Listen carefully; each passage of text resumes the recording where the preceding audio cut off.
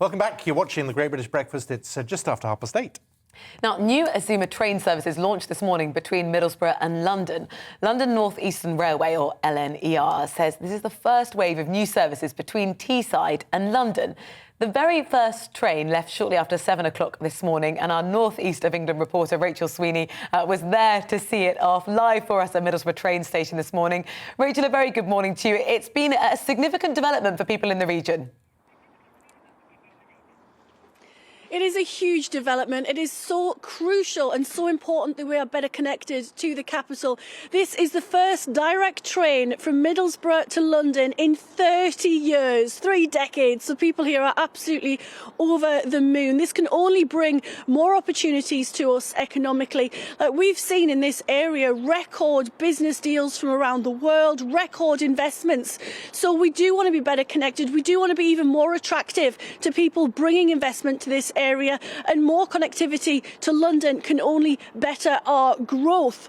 The Teesside Freeport as well, that brings business in from all over the world, and this rail link is only going to better that growth. Now, you should have seen the train arrive this morning. The fanfare was fantastic.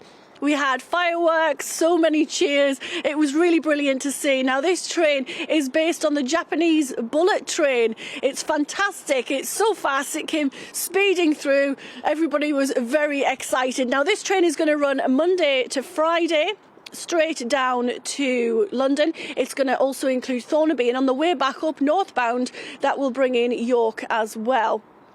Now, although it's a very exciting time for people here, we do have to question why this has taken so long.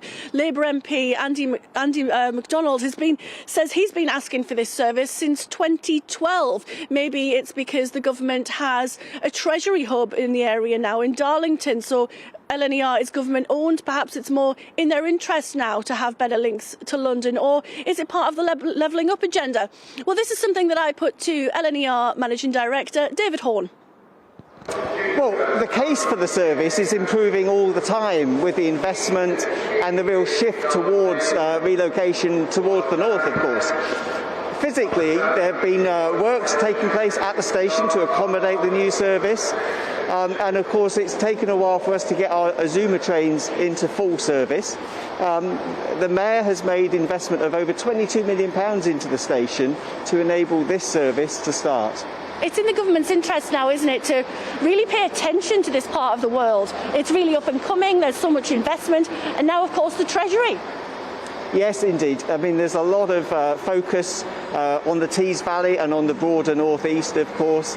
The case is really strong. You know, there's parts of the country that are overheating in terms of the economy, so this is about rebalancing activity, but it's also, of course, about fundamentally providing a better service by train that's environmentally friendly, that enables people to connect between the towns and the cities across the country.